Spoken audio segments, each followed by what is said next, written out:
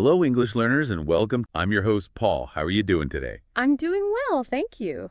Excited to chat about English learning today. Today, we're diving deep into something that, well, it touches every single minute of our lives. Time. Yeah, it really does. It's universal, it's relentless, and unlike almost anything else, you just can't get it back. It's utterly irreplaceable. Mm. You can earn back money, maybe, but you can never, ever reclaim a moment once it's lost. River. So our mission with this deep dive is to really understand why time is so valuable Yeah. and uncover the subtle ways it often slips through our fingers, without us even noticing. Right. Sneaky ways. Exactly. And most importantly, equip you with some powerful, practical strategies to reclaim your hours for what truly matters, especially for like deep personal growth or maybe mastering English. Good example. We're aiming for insights that cut through the noise, Yeah. really giving you a shortcut to navigating this critical life skill. So let's kick off with the fundamental question. Why is time so incredibly valuable? Well, what's truly fascinating here, I think, is that its value isn't just about, how little there is. Scarcity, right. Yeah, scarcity, but it's the absolute finality of it.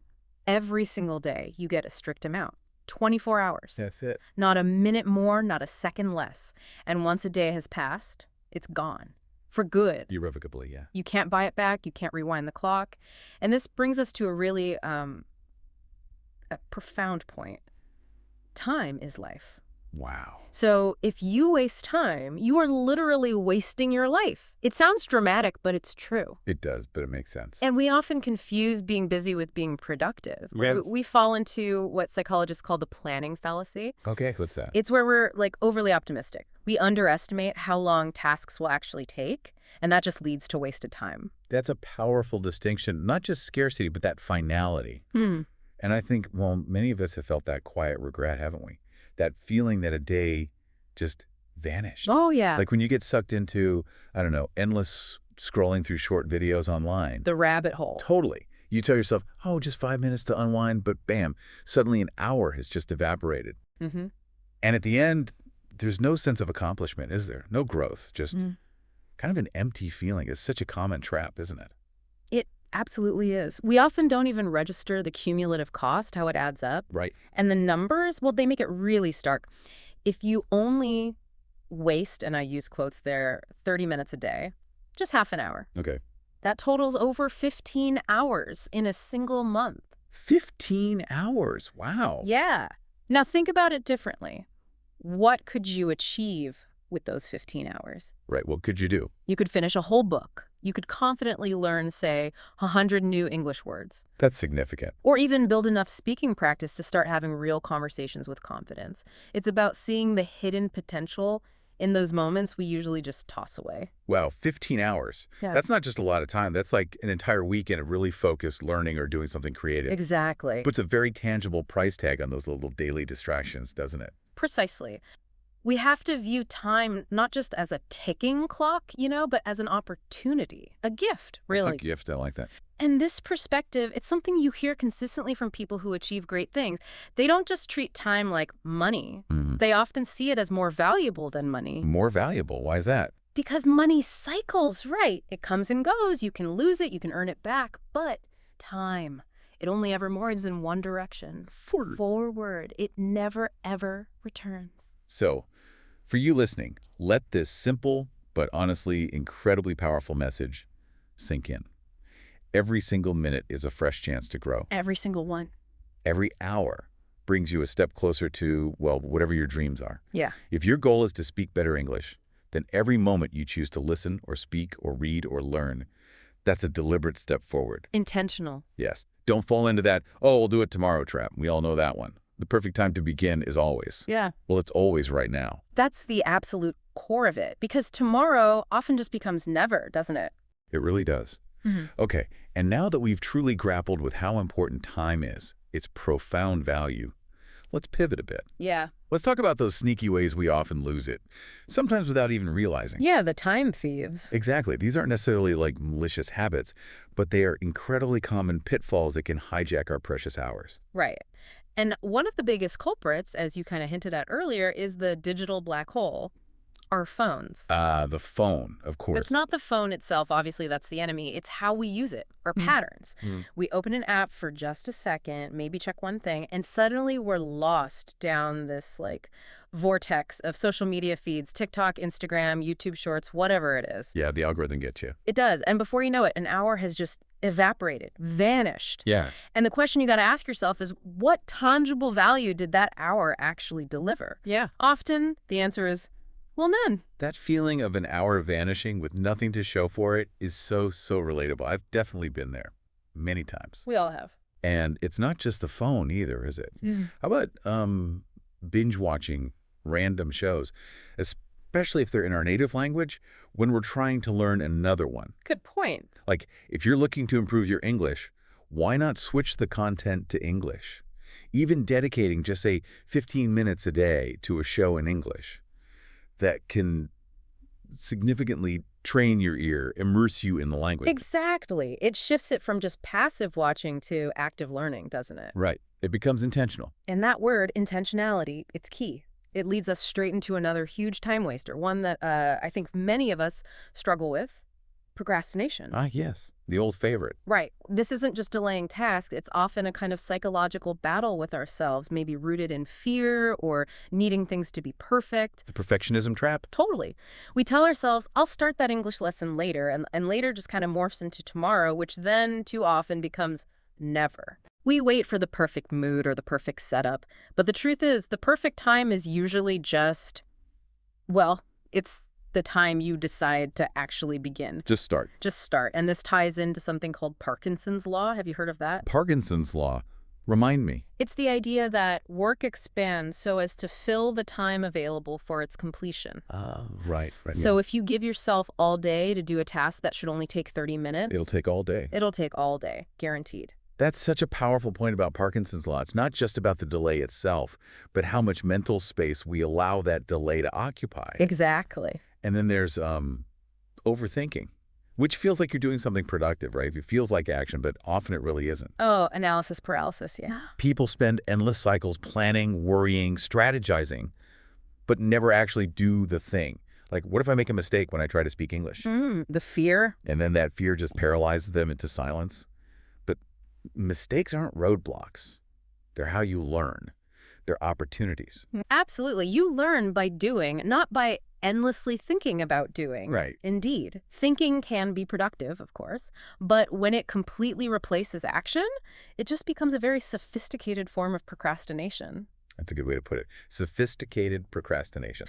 So when you find yourself caught in these traps, whether it's, mindlessly scrolling, endlessly watching stuff that doesn't help your goals, putting things off till later, or getting stuck spinning your wheels in analysis, pay attention to how you feel afterward. Ah, the feeling. Oh, Yeah. Do you feel energized, accomplished, proud?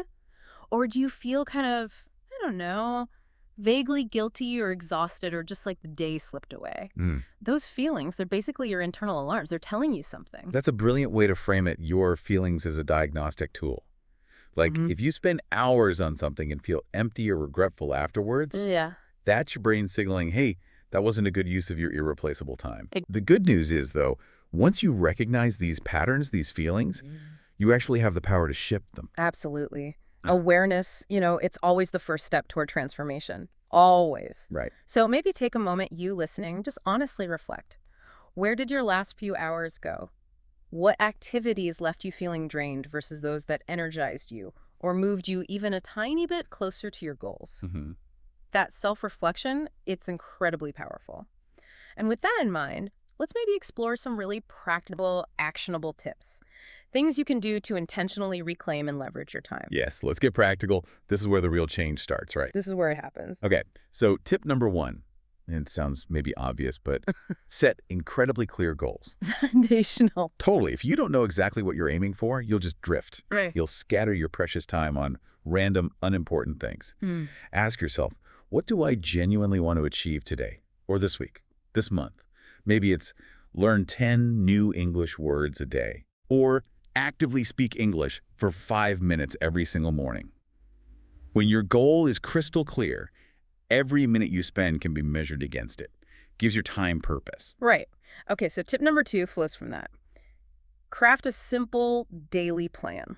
Simple being the keyword. Absolutely. You don't need some rigid minute-by-minute schedule that's impossible to stick to. Just identify maybe 2 or 3 must-do tasks for your day. Like the essentials. Exactly. For instance, listen to an English deep dive, or practice speaking for 10 minutes with a language partner, or maybe read one short English article. Write these down. Physically write them. Yeah, or type them, whatever works. And then this is important, visually check them off as you complete them. Ah, the satisfaction of the check mark. It provides a really powerful psychological boost and a tangible sense of progress. Makes you feel good. Okay, that makes sense. Tip number 3, tackle your most important task first. Eat the frog. Exactly, eat the frog. So many people put off their most crucial work, the hard stuff, until the end of the day. When you're tired. Yeah, when your energy levels are low. And then, guess what? It often gets skipped entirely. Happens all the time. Instead, attack your high priority items when your willpower and focus are at their peak, usually earlier in the day for most people. Good advice. And tip number 4, ruthlessly limit distractions. Ruthlessly. I like that. Yeah, you got to be fierce about it. When you're engaged in a focused task, like really trying to learn something, put your phone in another room, or at least on silent, face down. Turn off those notifications. Oh, definitely. Turn off social media notifications. You can even use a timer for focused work bursts, the Pomodoro technique. Yeah, 25 minutes on, 5 minutes off. Exactly. Work intensely for 25 minutes, then take a short 5-minute break. It actually trains your brain to concentrate better and makes you incredibly efficient over time. It really works. And tip number 5, this is a good one. Transform your idle moments into growth opportunities. Idle moments. Like what? Think about all those little pockets of time in your day. Waiting for a bus, standing in line at the grocery store. Doing dishes, commuting. Exactly. Doing dishes, commuting. These are often seen as just dead time, right? Wasted minutes. Yeah, you just zone out. But imagine if you use those 5 or 10 minutes intentionally. Listen to an English podcast clip. Review vocabulary flashcards on an app. Practice speaking a few phrases to yourself, maybe. Yeah, even just that, these little micro moments, they accumulate incredibly quickly. They could potentially add up to hours of focused learning each week without you needing to somehow find extra time you don't have. That's clever. Using the time that's already there, just hidden. Precisely. Okay, so let's quickly recap those 5 foundational tips for really mastering your time. What? 1, set crystal clear goals. Yep. 2, make a simple daily plan and check things off. Simple plan. 3, tackle your most important task. First, eat that frog. 4, fiercely limit distractions. Be ruthless. Get rid of them. And 5, intelligently use those small, often overlooked moments, the idle time for growth. Turn dead time into a live time. Nice. These aren't complex ideas, are they? But they feel profoundly powerful and accessible to anyone, really, regardless of how busy you feel. And that's the beautiful paradox, isn't it? You don't necessarily need more time. You just need to make better use of the time you already have. When you start implementing these, even just 1 or 2, you'll not only see tangible progress in something like your English, but also, I bet, a dramatic boost in your overall confidence and your sense of control. Control, yeah. That feels important. We've seen these principles transform lives. Yeah. Seriously. And these transformations, they aren't just theoretical concepts, are they? We've actually seen firsthand how adopting these mindsets, these habits, can truly shift someone's whole trajectory. Absolutely. Like, consider Ali. He was a 20-year-old student, dreamed of speaking fluent English, but for months, he was just caught in that classic, I'll start tomorrow loop. We know that loop. Right, losing hours to social media, video games. He genuinely thought he was just relaxing, unwinding. But really, he was unknowingly just putting his dream on hold. And maybe even feeling worse afterwards, like we talked about. Right, that empty feeling. Okay, so what happened with Ali? Well, one day, he encountered an insight similar to what we're discussing now. Your time is your life. Don't waste it. That core message. Yeah. And that simple idea, it just resonated really deeply with him. And instead of trying to overhaul everything at once, which is overwhelming, Yeah, don't do that. he started incredibly small. Just 10 minutes of English practice each day. Non-negotiable. 10 minutes. Seems tiny. It seemed insignificant, right? But fast forward a year later, Ali is confidently speaking English. His secret wasn't some magic pill. Oh, magic involved. No. It was just consistently choosing purpose over distraction, one small, manageable step at a time. Consistency. That's powerful. Okay, who else? And then there's Maria. a busy young mother, felt perpetually overwhelmed, always saying, "I'm just too busy. I can't possibly learn English." A very common feeling. Very common. But she found her own clever hack. While she was doing things like cooking and cleaning activities that previously just felt like chores, she started listening to English deep dives, podcasts, audiobooks. She didn't magically find more hours in her day. No extra hours appeared. No. She simply leveraged the time she already had more intelligently. She repurposed it. Smart. And the result? In about 6 months, her listening comprehension improved dramatically. You just proved, you don't always need huge blocks of dedicated time. Sometimes you just need an intentional approach to the time you have. That's really encouraging. One more. Okay, one more. Think about Daniel. He was a classic phone scroller. Hours just lost in those digital feeds. Always lamenting, "I just don't have time to learn anything new." Heard that one before. His breakthrough came when he consciously decided to replace just 30 minutes of his daily scrolling Okay. with 30 minutes of reading English stories. Simple stories, nothing too complex. Was it easy at first? He said it wasn't effortless, no.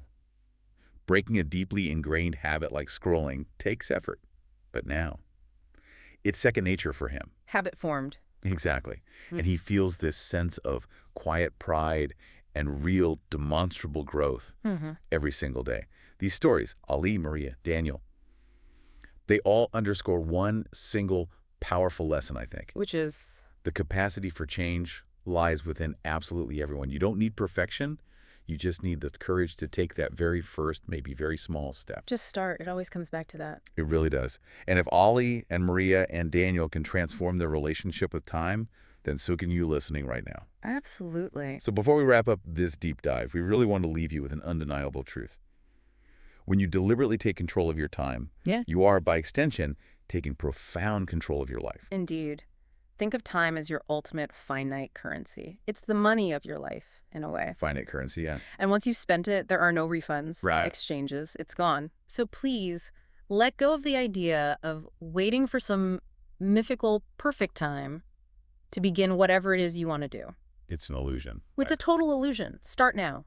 Because every single minute you consciously use well isn't just a minute well spent. It's more than that. It's a measurable step forward, a step toward better English, maybe, or a step closer to all your other aspirations. It truly doesn't matter if your schedule feels completely packed to the brim right now. No. It doesn't matter if you stumble sometimes or make mistakes along the way. That's part of learning. It absolutely is. What matters profoundly is that you make the choice to try and that you commit to continuing, to keep going no matter what obstacles pop up. The persistence. Yeah. The power is already within you. The time is already yours. The invitation here is just to use it wisely. So today, maybe right after listening to this, look at your clock or your schedule or just your intentions for the rest of the day and make a personal declaration. Like a commitment. Yeah, a commitment to yourself. Say to yourself, today I will not waste time. Today I will grow. Even just a little bit. Because your entire future, the person you aspire to become, the goals you really yearn to achieve, they're all meticulously built moment by moment with the time you choose to invest or neglect starting today. So choose wisely. So choose to make every single one count. Now go out there and make every minute truly matter.